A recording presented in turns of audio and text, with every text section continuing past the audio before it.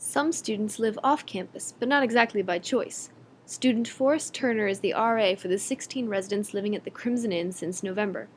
Two of the freshmen and Forrest's roommate have moved back to campus, and people from the Holiday Inn are moving into the Crimson as Bridgewater attempts to consolidate its students. In an interview, Forrest said that the residents of the Crimson Inn were not compensated for gas money, so usually they have to walk to and from campus. This is an inconvenience, as students must remember to bring their homework and such with them, otherwise they have a long walk back to their room. Depending on how fast you walk, it's like maybe like between 6 and 8 minutes, depending on how fast you walk. It usually takes me about 6 because I'm usually running late.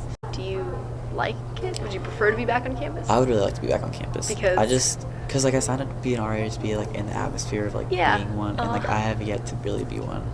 Is there any sort of perk to living in the hotel? It's nice because you get a huge bed. Well, that has you get a full-size bed, and then you get your own bathroom in your room. So that's nice. And yeah, the small kitchen. Yeah, it's like a little kitchenette. It's got 2 burners. It's got a little sink. It's got a microwave and a full-size fridge. It's not costing them any more to live down there than it is to be here. I think they're still charged the same price. I don't know if we'll get like compensated at the end of the semester from having to live down there. They weren't sure when I asked at the beginning of the semester, so hopefully, I kind of am hoping they're going to give us something. I'd prefer to be back on campus though, just for the atmosphere and stuff. Yeah. Because I feel so out of like the loop being all the way down there. Because no one's down there, so I usually hang out on campus and then just go back there to sleep and stuff. Do they ever hang out? Like, is there anywhere like at the inn where people like? Is there like a lobby where sometimes you guys will hang out? No, I think they all just hang out in their rooms. Fair enough. And their friends come down, I guess. When asked if there were people in the hotel last year, Forrest said that yes, there were, girls and guys alike, under the jurisdiction of RA Sarah Gully. As to the reason why students are still living there this year, usually they have people not come, and this year they had everyone come that said they were going to come. So they had no extra room at all. At least all the freshmen are on campus now. Now it's just the transfers and the upperclassmen that didn't pay their deposit soon. They'll figure stuff out over Christmas. She said she had a better idea. But I'm just planning on being on campus next semester because I don't want to live down there again. Student Rachel Meeks interviewed Bill Stovall, one of the area coordinators, and asked him to explain what he thought might be the reasons behind the overcrowding at Bridgewater this year. We've had lower numbers of people leaving and spots opening up this year, which is always great. I mean, people are being more successful, they're spending more time here, they're moving towards graduation more effectively, and that's really great. But we're always aiming for full, not over full, and not under full. We're trying to hit right at the line of we have every bed filled and everybody's happy. But we do have a 4-year residency requirement.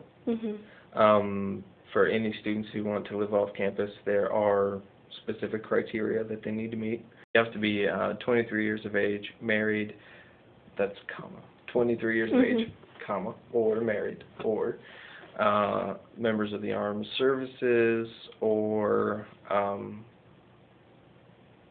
custodial parent usually goes with the married category, or a income and transfer student with 24 or more credits. So there are requirements that these students who are applying need to meet, or, which we have a lot of students do, you can live at home with your parents. Those are generally the only reasons. Officially those are the only reasons we will allow someone to live off campus. There is an option for requesting a special dispensation from the dean. Those are not granted very often because we do have a 4-year residency requirement. It's integral to the experience that Bridgewater is trying to offer. I know a lot of people, I shouldn't say a lot, but I know that there are certain segments on campus which disagree with the 4-year residency requirement. They use comparative groups like James Madison University or EMU, other schools, Virginia Tech, where they have high off-campus residency numbers. I'm not by any means an expert in percentages. I read it but it was a report from a couple of years ago where 80% of students at some of these institutions live off campus and surrounding area housing. And okay, that's great. They also have 20, 30, 40,000 students. For instance, Blue Ridge Hall holds 157 students. we have, 1592 students, right, including commuter students. Mhm. So, I mean, that's about, what would you say? About 10%. If you take out commuter students and everything else, that's 1/10 of the on-campus housing that we have available. So, even students that live on campus at these other big institutions have a greater population than we do here at Bridgewater. And there have been tons of studies about living off campus in terms of institutional connection, mattering. I just read a good article about the theory of student mattering and how that fits different student development theories in terms of how you connect and how successful you are at your college or university, at your institution. A lot of students who live off campus do not finish school, or they may take a longer amount of time, 5, 6 years, and they can be generally less satisfied with their college experience. Really, when you live here on campus, you get the whole aspect of college development. You get the social aspects of it. You get the extracurricular activity aspects of it. You get the full academic involvement.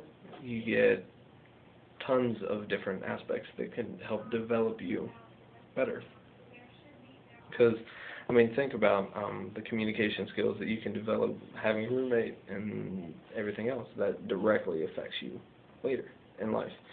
So, according to R.A. Forrest Turner, living off campus at the Crimson Inn creates a sense of isolation that is contrary to the college experience that Bill Stovall and the other ACs hope Bridgewater College will provide. Time will tell whether or not the college can get its residents living in the Crimson back on campus by next semester.